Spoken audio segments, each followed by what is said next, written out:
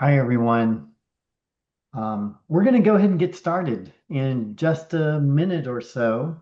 I'm Greg Kirk, Vice Dean for Research. I co-lead our Hopkins Bloomberg School of Public Health Rural Health Initiative with Vanya Jones, who actually we're all listed as Sarah Tabinsky. So we can go in, click the three dots on the top right of your picture and put in your name and your institution. So we're very pleased today to continue this conversation. This is the third in a series of three that we've planned, but we're receptive and open to taking suggestions for additional topics that we might want to cover. Um, just to recap, we started out with a session focused on substance use, recently did another one that sort of viewed social determinants of health and social prescribing. And today we're very pleased to continue that conversation with both an in-depth case study as well as sharing additional information about opportunities for collaboration. This really grows from the recently announced collaborative program, and just hot off the press, Junie, I don't know if you got my email. We'll go ahead and put Junie, our communications lead for the research office, will be dropping a fair number of links into the chat. And one of them will be links to the actual call for applications for this collaborative program. They've just been announced. Well, it was announced in June, but there were no specific application guidelines or a deadline, but it's going to be due at the end of September. Actually, okay. There's two. It looks like there may be a West Virginia administrative due date of September 22nd. I'm not quite sure because the overall submission date through the Info Ready portal at Hopkins is at 11:59 p.m. on September 30th. I really haven't had a chance to go through this. We just got these disseminated. Interestingly, so it's 150,000. You can do it for 1 up to 2 years. They need a Hopkins and a West Virginia co-PI structure, and they can be on any topic, but they suggest that mental health, substance use, environmental exposures, and population health all might be suggested as priority areas. We focused on some of those in the previous ones, and I think there's certainly we're open to whoever may have joined the call, but we do note that there's a lot of public health focus as part of this, which we're eager to see. Um, I think that surprising, it's a bit of a short application. It's only 3 pages, narrow margins. So these the it's about as you might expect. There's a budget and justification, bio sketches, a brief management structure for how the two PIs from different institutions might work. So a pretty limited application process that's going to be due at the end of September. Um, we have a series of three speakers today, and I'm going to introduce them in reverse order. Becky Reese is an associate professor in the Division of Infectious Disease in West Virginia School of Medicine. She has some senior leadership roles in their global health program as well as in the Department of Medicine. And speaking today is her role with the Translational Sciences Institute for West Virginia, particularly engaged in community engagement and outreach. And she's going to share with us information about the West Virginia Practice-Based Research Network. She's led clinical trials in a variety of settings, and this is really about resources. It's not just really about what she's been PI of, but more about what are the resources available through the clinical research networks at West Virginia. We also have Liz Selvin, who heads up our Welch Institute, as well as temporarily serving as the director of the Comstock Center for Public Health Research and Prevention. This is a very long-standing field site in Hagerstown, Maryland. Liz is an accomplished epidemiologist and has made major contributions to diabetes care. The Welch Center has really been critical in leading very impactful work in many chronic diseases.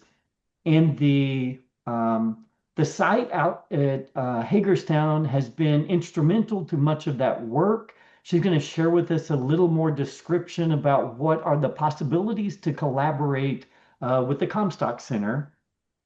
But first, we have Bethany Gibbs, who has links to the Welch Center and Hopkins, including spending some time here at Hopkins. She's currently the chair and professor of Epi and Biostats at the West Virginia School of Public Health.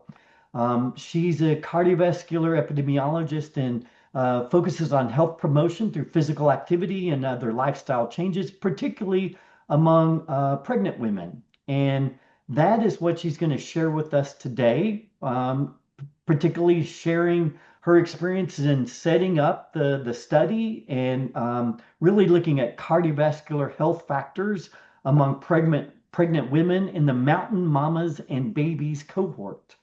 So that's our speakers for today. A couple of other things we'd like for you to do. We're going to do the Google sheet. Junie, if you wouldn't mind dropping a Google sheet in. We've done this in the prior sessions, and what we're hoping to do is to just have a listing of the people who are attending today, as well as a potential contact list. So you'll insert your name and institution, and maybe a very brief sort of big picture highlight of what it is that you're engaged in. And this is really trying to facilitate contacts for possible collaborations for these grants. I had a lot of, so we did the Google sheet. Oh, after the session, so we're going to have Bethany go first and share a more in-depth look at her cohort. And then we'll have both Liz and Becky speak about the resources available that they're going to describe. We'll have some time for questions. And then we will also stay on even beyond our 1 hour allotted seminar time. And that's really to give those of you that are here who might want to raise your hand and say, hey, I'm interested in doing a project that focuses on insert your topic of interest. And we will see if there's others who might be willing or appropriate to engage with. If there are others who, if you don't see that expertise or you don't feel like raising your hand or speaking up in this setting, feel free to email our research at BSPH website. And Bethany, as we discussed, I'm going to suggest that if you're at West Virginia and you're looking for connections, to reach out to Bethany. Hopkins folks, reach out to our BSPH at research website email address. And we will, working between Bethany and our research team here, will try to facilitate those connections. So first, I want to thank Bethany for her co-leadership for the series. It's been just a few months since we figured out that this was materializing, and it's already been a productive partnership. We've got grants that are outside of the collaborative projects that I just mentioned that are being proposed.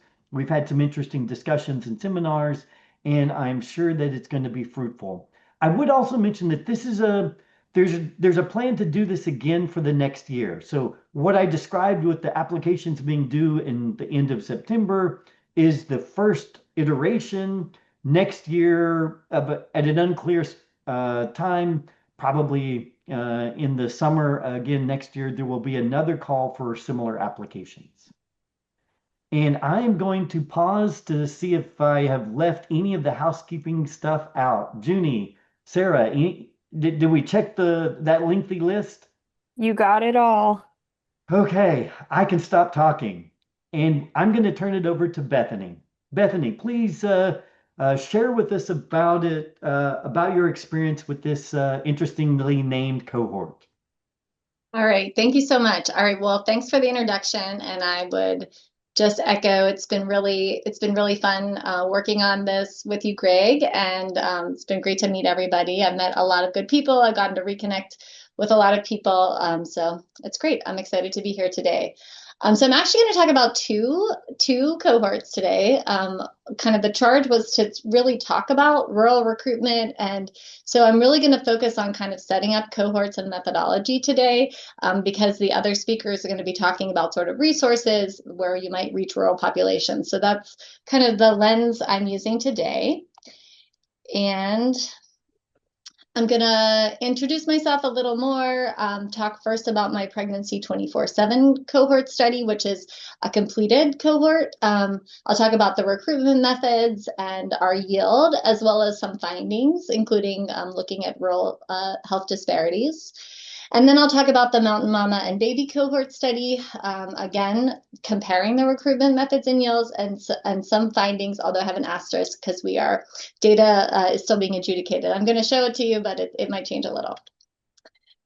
Okay, so I trained at Johns Hopkins, as Greg said. I saw some of my cohort members on here today, so it's great to see some of you I haven't connected with in years. Finished in 2010 with a PhD in cardiovascular epidemiology. I was at the University of Pittsburgh for 12 years in the Department of Health and Human Development, and I've been at WVU for about 4 years as the chair and was promoted to professor a couple years ago in the epidemiology and biostatistics department down here. If I was going to describe my research agenda, I would say I'm an epidemiologist looking at lifestyle, mostly 24-hour behaviors, but all the factors are game, and also cardiovascular health, and with a focus in during pregnancy, postpartum, and in general in women's health for the last couple of years. So I'm sure I don't need to tell anyone in this group that we have a lot of rural health disparities in maternal health. We know that adverse pregnancy outcomes like hypertensive disorders of pregnancy are rising on the population level. And this figure on the left shows that there have been rural disparities in, for example, here, new onset hypertensive disorders of pregnancy like preeclampsia and gestational diabetes. And those rural disparities are kind of persisting, even though there's a increase in these things are happening at the urban and rural level. Rural rates are still staying higher. Now, everybody, we're not totally clear why we're having more adverse pregnancy outcomes in the US. There's a lot of possible contributing reasons. I'd say one of the leading theories is that women are entering pregnancy less healthy with more risk factors. And that's certainly happening, in rural areas, but it gives us an idea about where we might intervene to improve health. On the right-hand side, you'll see our report card from the March of Dimes gives us an F for preterm birth rates in West Virginia. So we have some of the highest preterm birth rates in the country, over 10%. And there's a lot of risk factors that we know are happening, like women in West Virginia are more likely to smoke, enter pregnancy with hypertension, with obesity, with diabetes, and have a hypertensive disorder of pregnancy.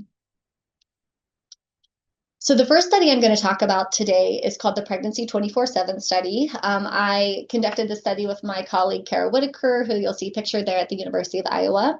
The study originated as a 2-site study at Pittsburgh and at Iowa. We recruited women in their first trimester. We did very savvy 24-hour behavior assessment with 2 monitors, really characterizing those activity patterns very carefully every trimester of pregnancy. And our primary outcome was this rising rate of hypertensive disorders of pregnancy, as well as all adverse pregnancy outcomes. We originally planned to recruit 500 women, 250 in Pittsburgh, 250 in Iowa. But when I moved institutions, Kara was very game for me splitting up my sample and recruiting half the sample in West Virginia, which was a really great way to get started with pregnancy research at this institution. I'm not really going to be talking about the results today, and I actually presented these results a couple of weeks ago when I was up giving grand rounds at the Welsh Center. But just to let you know what we found in the study, we had some really great results that were published in JAMA just a couple of weeks ago. We found that women who had a very high sitting pattern, so women that were sitting 10 or more hours per day, had about twice the risk, a little over twice the risk of having one of these adverse pregnancy outcomes. And I often have to explain to people that aren't physical activity epidemiologists that a lot of sitting is not the same as not exercising. So you can be exercising and also sitting a lot. That's like a standard desk job kind of behavioral pattern.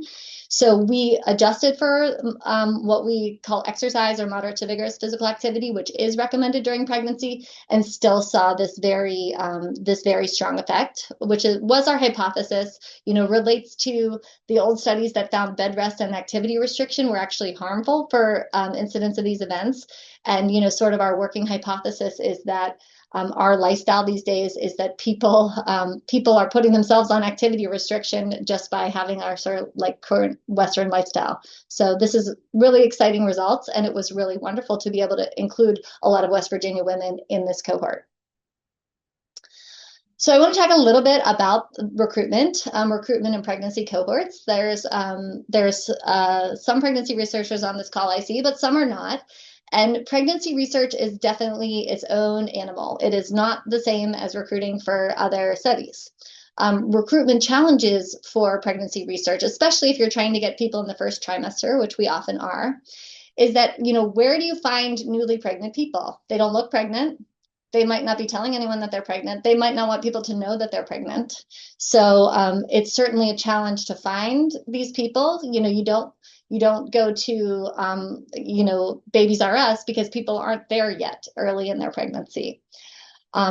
It's also, there's a clock. People are typically progressing in their pregnancy as they should. And so they're only going to be eligible for your study. Say you want to recruit them in the first trimester, they're only going to be eligible for a couple of weeks. So it's a very time-sensitive recruitment process, much different than other studies. And for pregnancy 24/7, we had an intensive protocol. People had to come in for the first visit. I call that intensive, but people have busy, complicated lives. We also asked them to wear two monitors, have 3 visits. They would wear monitors for a week. They would send them back to us. Our compensation was about $50 per visit, so it wasn't a huge compensation.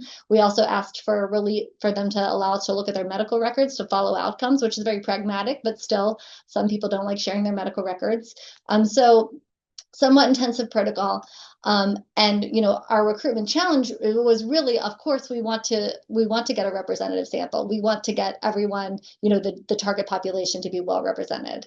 And we know that people who join research studies are typically healthier.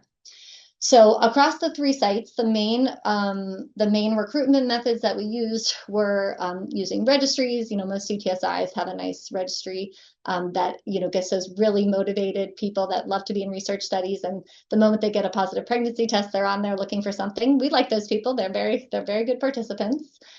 We had listservs, we had flyers and takeaway cards at clinics. And probably our best 2 highest yield recruitment methods are direct emails to patients and MyChart recruitment through prenatal clinics. So if you want to find first trimester pregnant women to recruit, they're at the clinics. That's where they all are. And it's really a great place to recruit, but does take partnership and some access to medical records and a little bit of savvy that way. And also a little bit of sensitivity, because just because someone comes in for a pregnancy appointment doesn't mean that they're keeping the pregnancy. They might have a miscarriage. So, certainly there's some sensitivity around that early pregnancy period when you're trying to recruit. So this figure shows our overall recruitment. We use probably what everyone does, a QR code and a screening form in REDCap that kind of alerts people that they want to be contacted with some basic eligibility questions. The most common reason for ineligibility was that people were too far along in their pregnancy, not still in their first trimester. And once we got talking to people, we lost a lot of people who were either uninterested or we just couldn't get them scheduled in time because their pregnancy was progressing. And people contact you and you say, well, you have to come in tomorrow or you can't join. So that's common in pregnancy research. But we ended up with 500, which was our goal across the 3 sites. And here's a little bit of information about the demographic characteristics of the population we recruited. The table 1 on the right is from something I'll show you in just a minute, showing over our overall recruitment as well as a comparison of our urban and rural recruitment. But on the left, you'll see generally what's going on. We had 86% white participants. That's very representative of, that's actually lower than what we have in West Virginia, which is extremely white, but we hoped to recruit a more diverse sample in Pittsburgh and Iowa. 90% were married or in a marriage-like relationship, 83% had private insurance, 76% had a college degree or higher, 83% had an income of 50,000 or greater. We did recruit 22% rural based on a RUCA code between 4 and 10, which is what I'm going to be talking about today, which was great. But mostly you'll see this is quite a healthy population. You know, it's hard to know who what the target population actually is like, but I think it's, you know, especially in West Virginia, these kind of demographics are looking like a very healthy volunteer sample. So I had a fantastic postdoc, you'll see listed her photo here, Katrina, who came to the lab and we were talking about trying to increase enrollment specifically in folks with lower socioeconomic status or racial ethnic minorities. And, you know, she said, well, we're using this MyChart recruitment strategy. We're sending messages to, you know, everybody who's coming into the prenatal clinic that is meeting our criteria. Shouldn't we, you know, capture that denominator and see who's enrolling, what is our yield, and how we're doing so that we actually know how well we're addressing the target population? And I said, that's great. You're a postdoc with time, go for it. So she designed a study where a cohort study about recruitment. This was an exempt protocol, so we were able to just look back in the medical record and abstract data on who got a MyChart message, who enrolled, and who didn't. So the participant population was all pregnant patients initiating care at WVU Medicine who received one of our MyChart messages between October and April in 2024. And our outcomes were screening rates and enrollment rates. And we looked at a bunch of predictors to try to understand, you know, who was more or less likely to join this pregnancy 24/7 study. So this is a table of the full population. And I think you'll notice right away that this population has a lot more socioeconomic diversity compared to the people that we enrolled in the study. So for example, you know, we have a much higher percentage of folks with public insurance. We have a lot more diversity with respect to marital status. So we understood that we maybe aren't getting enrolled a very representative group, which is of course not a good thing because we want to see what's happening in everybody. And on the right-hand side, you'll see of the over 1,000 messages that were sent, 7.5 filled out this initial screener. And then of those, 42% ended up to enroll in the study, which ended up with an overall yield rate of 2.8% for our MyChart messaging method. And that's pretty standard across a lot of other people I talked to at different studies. This was a pretty expected number. So that was, you know, good to see that we weren't below the rate because it seemed really low when I saw it, but that seems reasonably standard. So we were really interested in trying to reach populations who are less likely to participate in research. And so we looked specifically by rurality and by insurance status. And these numbers aren't statistically significant. We have a binary outcome, and very few events of people that actually enrolled. But I think that the numbers will really show you kind of what was going on. And we saw kind of two different things, which were pretty exciting. The first was, you'll see over here, we have rurality separated into 3 categories: urban, micropolitan, and small town rural. And I'll just jump over here to the consenting rate. We got about 2% from the more urban and micropolitan areas, and we almost got 5% from the small town rural. So that was really exciting and showed us that, you know, rural women were wanting to participate, keen to participate, and we were actually getting a better recruitment rate from that group. We saw sort of an opposite thing when looking at insurance status as a proxy for socioeconomic status. So we found that individuals with Medicaid or Medicare public insurance were about half as likely to enroll in the study as people that had private insurance. So this sort of tells us, rural seems like interested in participating, but that women on public insurance may have some additional barriers to participating that we'll need to help with. All right, so moving on, I just want to show you a couple of results. Because we did get a good rural recruitment, 22% of our 500, we were able to get an administrative supplement to study rurality and socioeconomic status in association with health behaviors and well-being during pregnancy with an administrative supplement. So I just want to show you some of those results to kind of give you an idea of some of the research we're doing and what we're thinking about. So this is again from that pregnancy 24/7 study that's completed. This study was published last year. This is Alex Krisk, who is a postdoc at University of Iowa. And what he looked at was differences in dietary intake across socioeconomic and status as well as rurality. And you don't need to absorb all of these figures right now, but sort of the take-home message is that high socioeconomic status is represented in the yellow and low socioeconomic status is represented in the black. We used a principal components analysis to identify those different groups. And you will see very consistently that, across trimesters, those with low socioeconomic status have less favorable dietary habits, which again gives us a great idea for interventions and things we might do. We didn't see as many differences between rural and urban, which you will see is kind of compared from right to left in these different panels. So really, socioeconomic status in this particular analysis was the stronger predictor, which is important because socioeconomic status and rurality are often so connected that we don't look at one versus the other. We also looked at psychosocial health outcomes during pregnancy.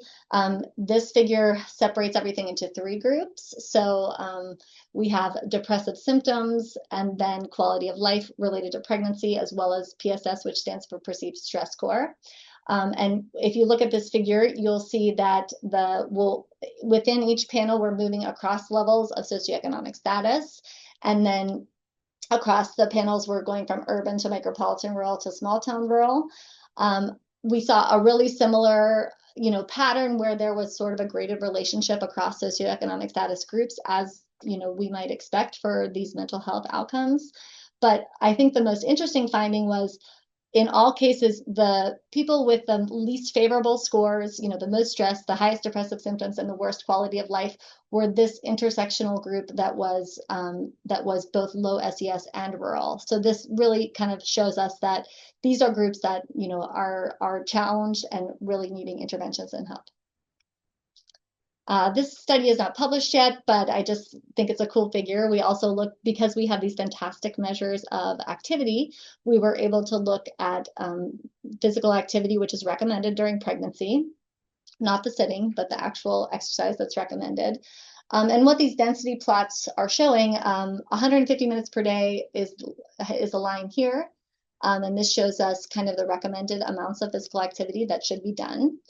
And the light gray is rural and the dark gray is urban. And so you'll see, based on density, that rural people were just more likely to be lower.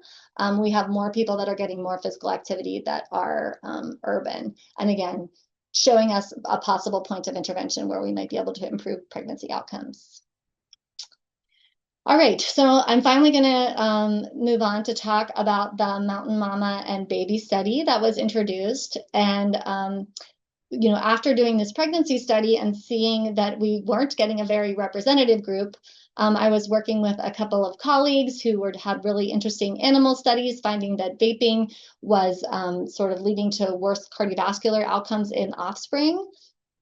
And so we wanted to translate this into a human study. Our first step was, okay, let's look in the pregnancy 24/7 study and see who's vaping and what we can do. And I think only a handful of people reported vaping.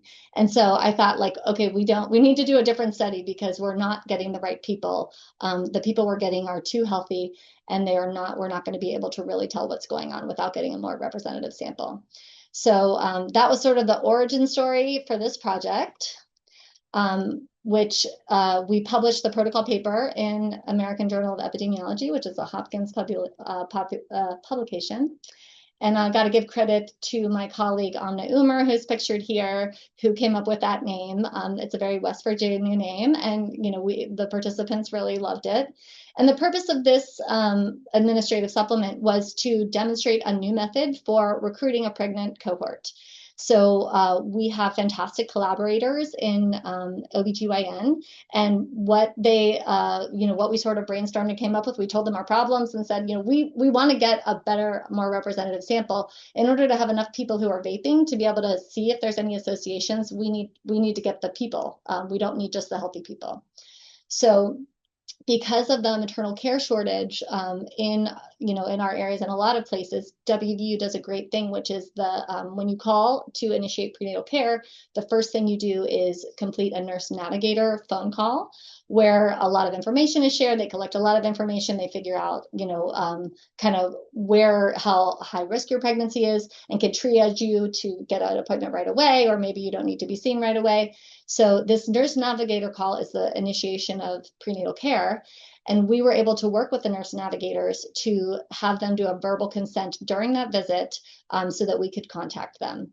We initially hoped that they would do the full consent and, get them to sign the form in REDCap, which once we started, we realized quickly that the nurse navigators didn't have time for that. But we certainly were excited to have this warm handoff from a trusted prenatal care provider. So this figure kind of shows what we did during the enrollment and follow-up. And really what I wanted to highlight for you here is that, the nurse navigator, all we asked the nurse navigator to do was obtain the verbal consent. They had a 1-minute script that they would read about the study. And then they would just say, is it all right if, somebody contacts you from the research team? And then at the end of the day, they would fill in REDCap forms for everyone they contacted, tell us whether they said we could contact them or not. We got a full cohort though, so we knew who said yes and who said no. And then all of the stuff in blue is stuff that our research team was doing. We wanted to take as much off the clinic as possible. And then on the purple on the bottom here is what we asked participants to do. So another part of getting good enrollment we thought would be a very low burden study. So all we asked them to do was complete a verbal consent during that call, complete an e-consent and a battery of surveys, and then another battery of surveys in the third trimester. We gave them a $25 Amazon gift card each time they did that, as well as these health reports you'll see on the right-hand side, because as I mentioned, we think that probably, these health behaviors are contributing to pregnancy health, and we wanted to give them something based on the questionnaires they were completing. Follow-up was all passive through the EHR. Luckily, prenatal care interactions are frequent, so we can pragmatically collect outcomes. So the story for recruitment was much different and much better than pregnancy 24/7. The first thing is that unlike the 3%, 2.8% we were getting for pregnancy 24/7, we got a 45% enrollment of eligible women in this cohort, which was so exciting. We were hoping for 20%. So we were really, really happy to see such a big enrollment. And although we usually like to see significant p-values, you'll see on the right-hand side, we have lots of non-significant p-values. And that's actually a really good thing because we wanted the folks who did enroll and did not enroll to be similar so that we really represented our target population. So for a lot of the characteristics where we didn't do very well for pregnancy 24/7, we did much better. We did much better here. For example, marital status, looking at education. And although some of these are statistically significant, they're much closer than what we saw in pregnancy 24/7. So we were really happy that we got a really representative group this way. This is just an example of some work that we're doing from the Mountain Mama Baby study.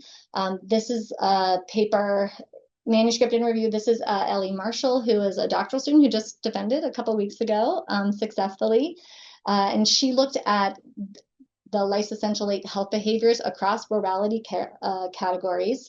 And I'm not going to take a long time, but I think you'll see on the left-hand side when we look at that overall cardiovascular health behavior score, which if you're familiar with the AHA scoring framework is 0 to 100, 100 being good and 0 being bad. And there's sort of these categories of high, moderate, and low. And you want to be in the green healthy category.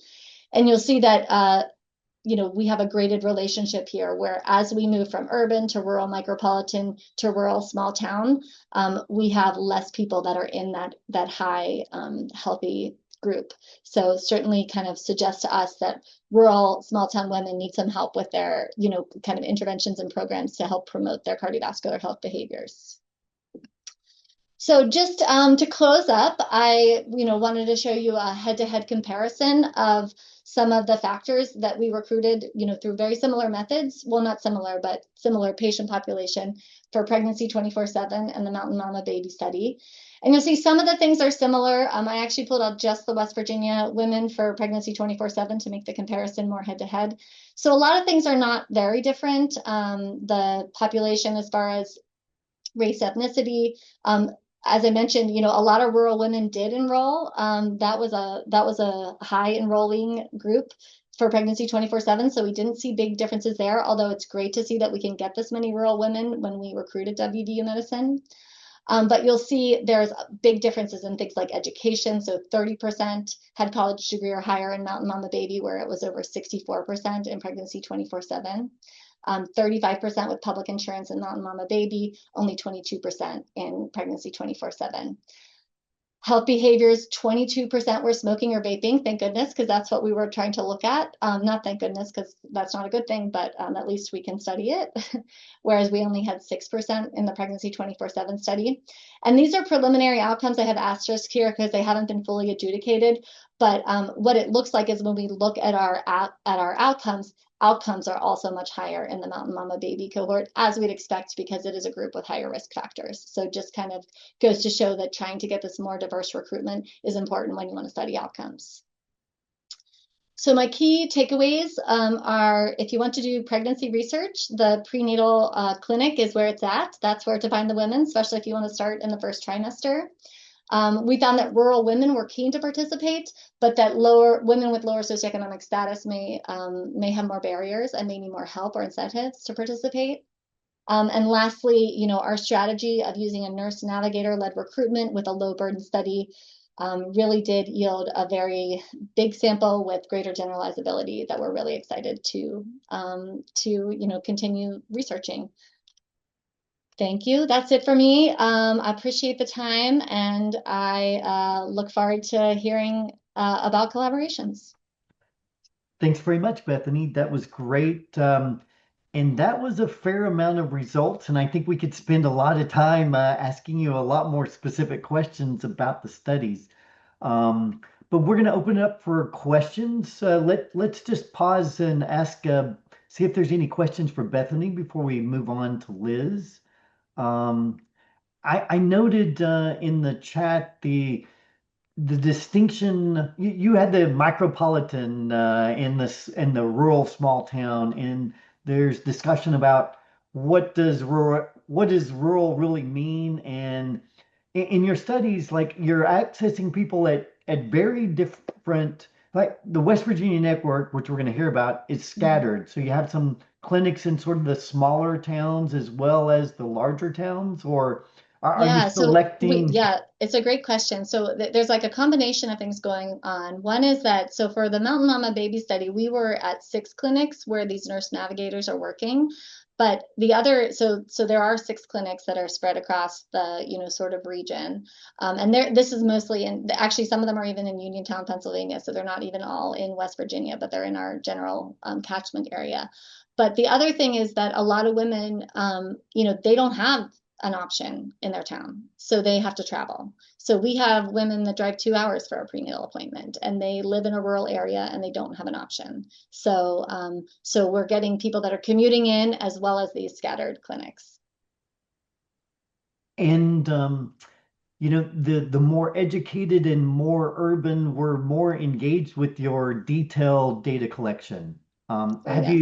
Have you attempted to do some of your sensor measurements in the other population? So we definitely did not. Right. One of your take-home points was that less burden equals better participation, particularly I know but you kind of we want didn't that isolate the detailed data. independent variable on that particular comparison, which I just did for this talk.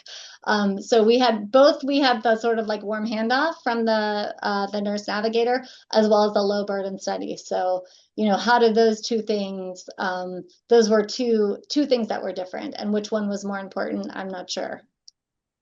It's a good point.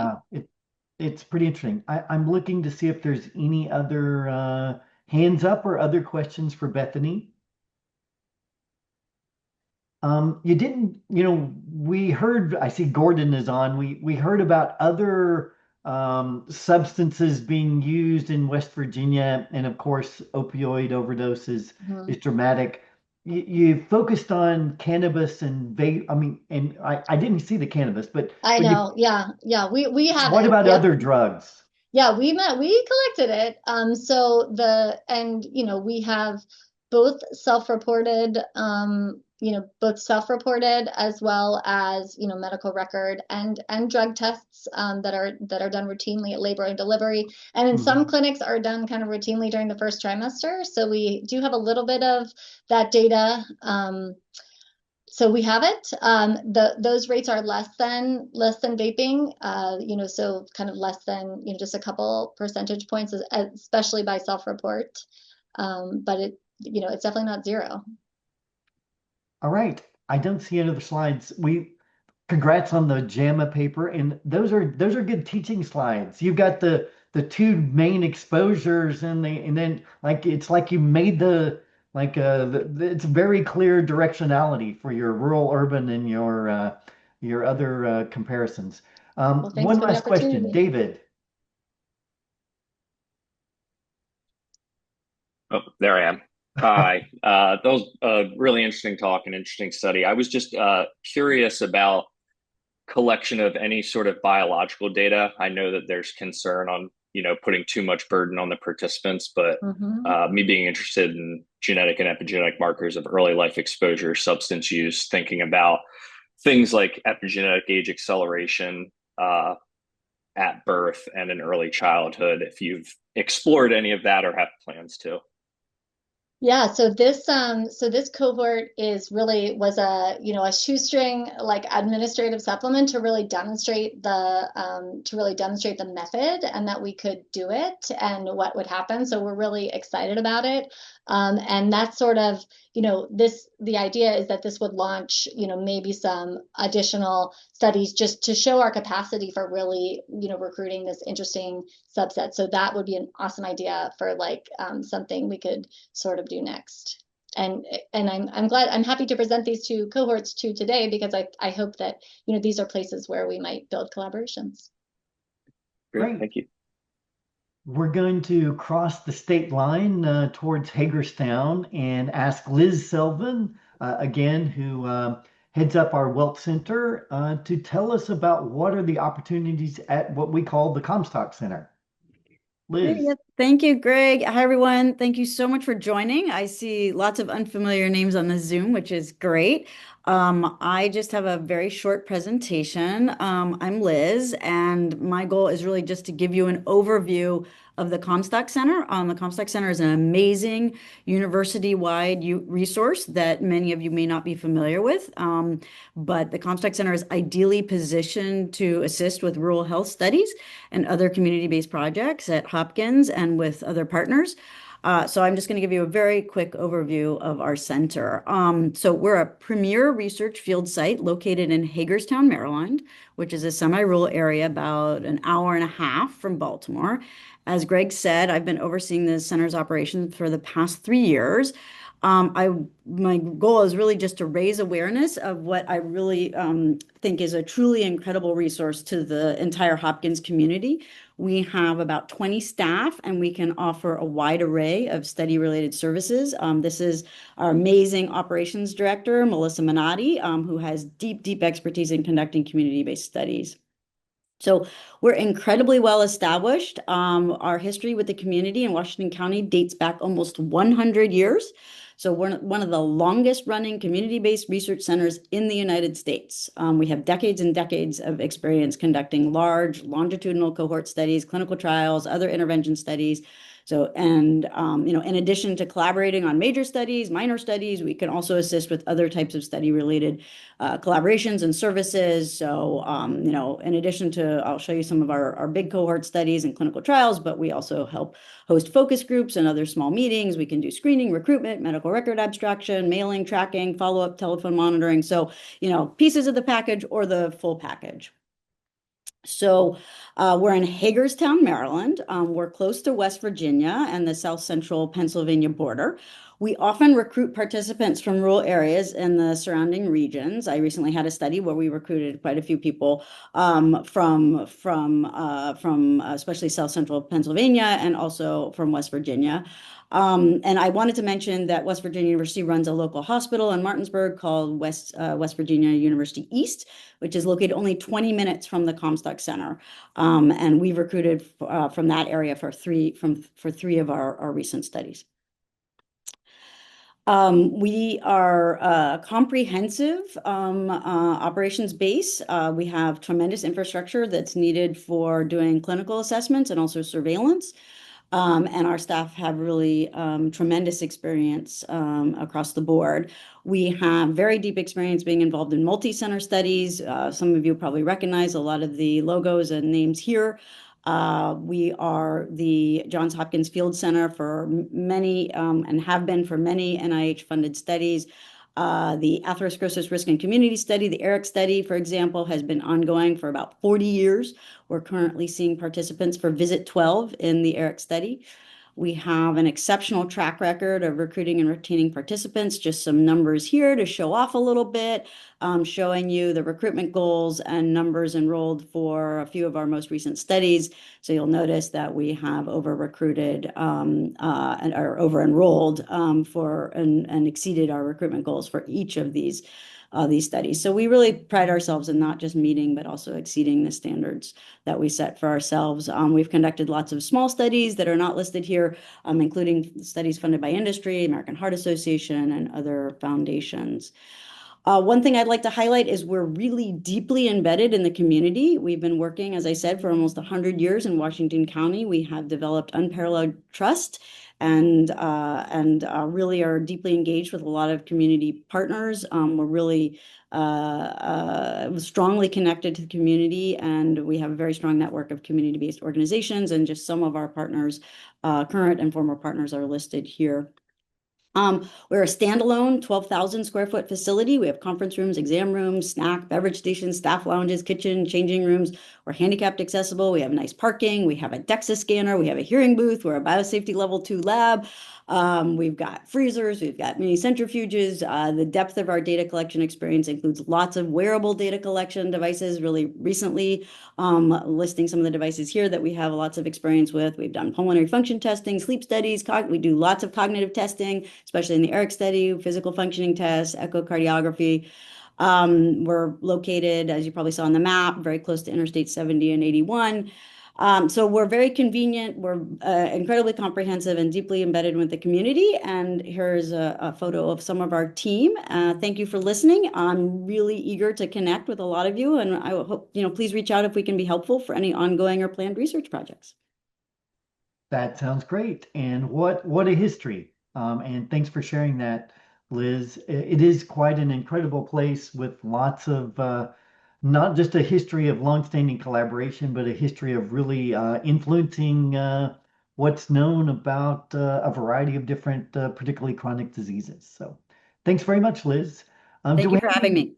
Do we have any quick questions directed to Liz? And she put in her email, and I'm sure that if you have a interest, then feel free to reach out. Lots of opportunities.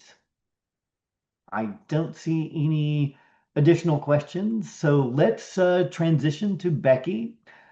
Thanks for joining us, Becky, and I think you're going to share with us a variety of other resources that might be available to, again, I think it's important, like lots of people at Hopkins don't really know about the Comstock Center or utilize it like it should, so this is really directed at all the audiences. Well, we want to engage the partnering institutions and let them know about these opportunities. So Becky, I don't know, maybe you're talking to your own group as well. Maybe Right. everyone there already knows about what is offered, but it's good for all of us to hear what resources are available. So please take it Thank away. you. Happy to be here, guys. So I co-direct the Community Engagement and Outreach Core for our CTSI. And beneath that falls our West Virginia Practice-Based Research Network. And that's going to be my focus at the top today. So I'm not going to talk about all the other cores, but really just about our PBRN. So it established back in 2013, again, underneath our core, and it established as the mission was, improving the health of West Virginians by conducting and supporting practice-based research that is relevant to both the patients, clinicians, and their communities. And so I do give credit. I didn't come back to West Virginia until 2019. So a lot of this good work was started by those who were here before me. But these are our research principles within our network. So the leadership is practicing clinicians. And so I say that to say our co-directors of the PBRN are two primary care docs who work out of two different FQHCs in our rural part of our state. And so we felt that we had to have clinicians in charge who have the understand of what it's like to work in a rural primary care practice and what are the challenges that will be faced by trying to also do research there. Obviously, communication, as Bethany has discussed before, we pride ourselves on having both communication to the community itself, to the providers themselves, both on feedback on what their interests are, what they want to study, and then as the trial gets going, what is happening and so forth. And then respecting the primary mission of our members, which again is the health of their patients, and then benefiting the communities that we practice in. So this is a map of West Virginia. All the dots are representative health systems that are a member of our PBRN. So we have over 131 sites with over 260 members statewide. The color coding is those all belong to a single health system, which could be beneficial for an investigator to maybe partner with 2 or 3 of our health systems that feed into our PBRN and be able to reach more sites.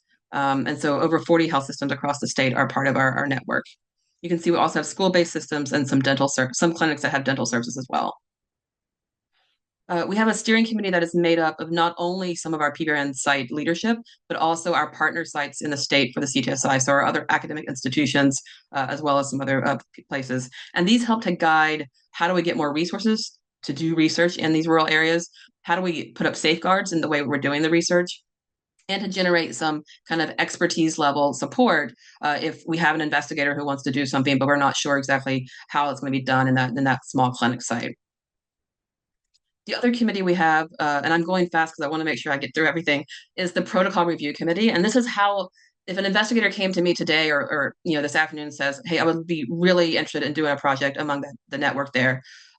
We have a red cap system where an investigator can submit their proposal. It's brief. It's not like a 12-page proposal document you got to submit. It can be very brief. We, as the leadership of the PBRN, would review it, follow back up if we have additional questions we need, that sort of thing. And then once we have at least enough of the proposal itself, we have a protocol review committee that meets quarterly, so every 3 months, that is made up of both admin from these FQHC sites. So we recognize that they also need to have a voice in terms of will their site be a participant, of clinicians at these sites, and then of other investigators throughout our CTSI. And so we would review it and kind of vote as a group as to whether or not we think this is a project that meets the mission of the PBRN, that would be of interest to our sites, or that we can actually support the recruitment of. And then if it's supported, then we can invite that investigator to now present this at Design Studio, which is another initiative of the PBRN. And so I'm going to go through 2 quick initiatives of the PBRN and then highlight our Care for Health work that's happening. And then I'll be available for any questions. So before I get to Design Studio, one of the first initiatives that the PBRN did was the CORE survey. And it's based off of the SARA survey that's done for family medicine practices. We do a one time a year, so we're not hounding our members with multiple surveys throughout the year. A once a year survey that is developed from clinicians or investigators submitting proposals to get some baseline data for a project.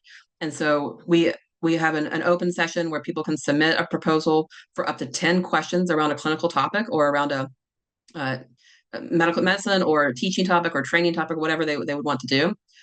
We review those and score those, and we choose the top 3 of those. So in total, only 30 questions in that survey will be asked of these members. And then we, on top of that, get demographics. So how long have you been in practice? What is your role at the clinic? Are you a nurse? Are you a provider? That sort of thing. And then we send it out to our listserv and then ask them to send it out to others in their site to really, have a one single survey that will reach across the state to get you answers. And then we share that and we do the analysis for the investigators and share it at our annual meeting. The outcomes from the core survey from 2018 to 2023, those were some of the topics that were covered. We've had 21 that have gone through in that 5-year period. The results have been multiple publications, presentations, both at state and regional and national. We've had some grant submissions that have come from that. And then we've actually led to some kind of program development efforts and some policy changes. The other initiative that I wanted to highlight is Design Studio. And this happens again quarterly, where we split that time between providing the didactics. So we get a subject matter expertise to come in and discuss with both clinicians and investigators a topic of interest, like looking at zip code mapping and that sort of thing in terms of how do you identify where you want to do your patient or your study population from. And then the other half of that time is for an investigator who has a proposal that's been approved by our protocol review committee to present it into a framework of where we've got both research design experts, epi and biostatistics experts, as well as community members from some of the sites and some PBRN leads. And so then you can get feedback as to, well, how should the design be changed because I'm doing it in this rural setting where we maybe don't have as much of a research support as we do up here at the academic center. And so the last thing I'm going to talk about is Care for Health. This is an NIH initiative that was established in 2024 to embed clinical research, particularly clinical trials, in primary care settings. And these are the 6 research hubs that were selected. We had the joy, you would say, of being one of the guinea pigs. We were one of the first 3 to get funded for this and try to figure out how can you do clinical trials in these rural primary care settings. And so this is our organization for the Care for Health. It's the West Virginia R3, Rural Roots to Research. And my purpose of sharing this is it's very busy. And it's very busy because there's a lot of infrastructure needed to do research in these rural sites. And so the bottom there lists the 6 clinical sites we have currently. All of those people outside of the site administrator, which is the red dots, all of them were supported. We provided funding to support time for them to be able to be the site champion at their FQHC or to be the PI or the communication liaison, because we recognized, maybe as Bethany had highlighted as well, to recruit people from a rural community, they have to trust you, they have to know you. And so it wasn't going to work for us to recruit them from up here.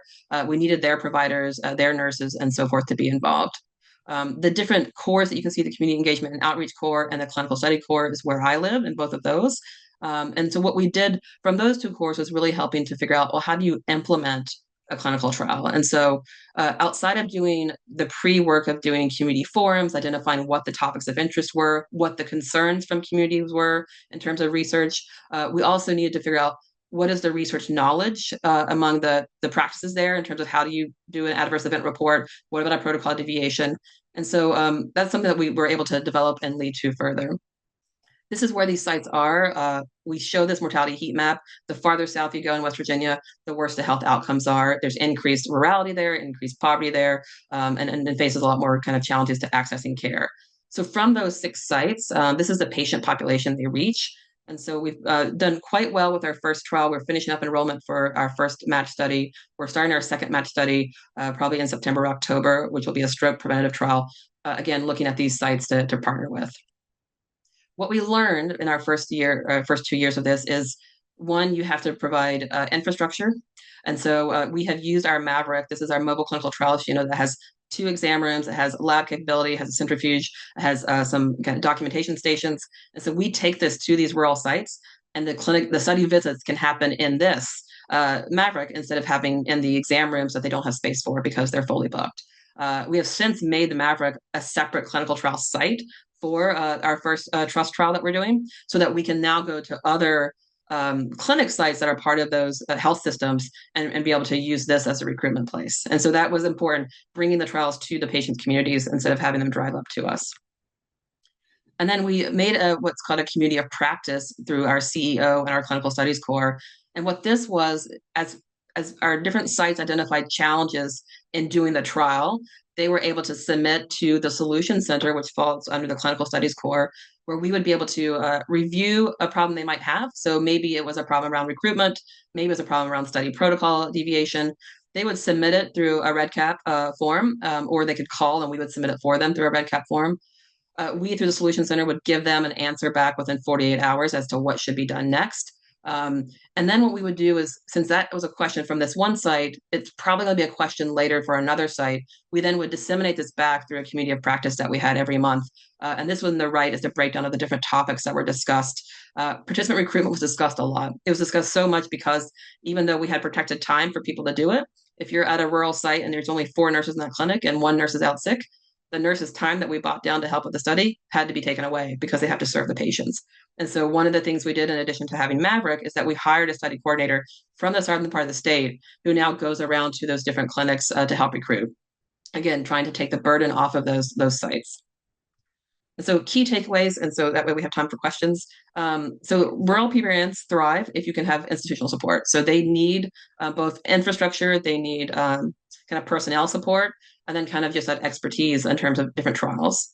Having the frontline clinicians helps to build the trust and sustainability. We know that in those trials, if I was calling from Morgantown to recruit someone, more than likely they weren't going to answer my phone call because the 3-digit phone number would be different from where they're from, or 2, they don't know who I am. And so really making sure that we have that frontline feed or partnership is important. The flexible platforms can help foster engagement. I didn't speak about how we partner with our ECHO as well, which has really helped in some of our practice changes. And then dissemination of study metrics and outcomes are really necessary, both from pre-study development and kind of looking at what is the healthcare problem I have and then what are we trying to achieve, but also throughout the trial, how is the study metrics going? That's one thing that our sites were like, well, how is the other sites? So the current trial we're in are recruiting from Boston, LA, Louisiana, and other parts across the country. They want to know, well, how are the other sites doing? And so giving them kind of feedback throughout the trial is important. And then obviously at the end in the follow-up as to what the outcomes were and what happened is important. So I will stop sharing there and happy to answer questions or connect people after this with our PBRN network. And we would love to partner with anyone as well. Thanks very much, Becky. Great resources. Love the mobile clinic as well. Many cases it comes down to, for someone trying to navigate this, it sounds like a great resource, but there's issues related to the protocols and IRB review, to data and access to those data, and then staffing. So is this a consolidated protocol review? Does that have implications for what IRB you need to navigate? So yeah, we at WVU and through the CTSI, we stand as the IRB for our PBRN. Okay. In terms of so usually we partner, there's an investigator from our main campus who will partner with the other investigator to help get that IRB approval through. And then we have BAAs in place with all of those sites. Okay. And really one of the things we did in this trial to help is we got access through that to their EHRs and could do the pre-screening through the EHR for them to then give them the list of people to call who may qualify, because they need that person they know to talk to, but at least I could take that legwork out by having that access. So all of that difficult process of navigating various EMRs is already been done. You guys have already accomplished that. Great. Yeah. And then staffing, if you needed to, obviously it's not as easy as, oh, we'll pay 25% of staff. Even if you had it, they don't necessarily have the people. So do you end up like the van can only be in one spot. So your staff would go and you're going to recruit on Tuesday from this side and Wednesday from this side. That's sort of a rotating structure. Will participants come back they're in the clinic on Wednesday. Are they going to come back next Monday when the van's around? Yeah, so what we've done and kind of helped to work out, we have 2 coordinators, one who leads the Maverick. So there's a study coordinator from here who actually, his whole real job is he does Maverick and goes out. And so we'll be in this community on Tuesday and Thursday, we'll be in this community, this other time. But then we've got our flex coordinator who lives down in those counties who on her time can go and kind of schedule ahead of time. The challenge is winter. So when it gets snowy out there, Maverick does not do well on some of these roads. And so we do sometimes have to pause its use during those winter months. Makes sense. All right. Any other questions for Becky? All right. Well, we have reached our dedicated time for this session. I want to thank Bethany, Liz, and Becky for sharing their experiences and their incredible work and resources. Thanks, Junie and Sarah, for organizing this series. We are going to transition. I think all of the speakers clearly are very receptive and open to collaboration. So on our website, we have the Rural Health website. We put up recordings, we put up contacts, we put up resources. So if you need to figure out who to talk to or how to get in touch with someone, you can always go back to those resources. We're going to take a little bit of, so that's the end of this session.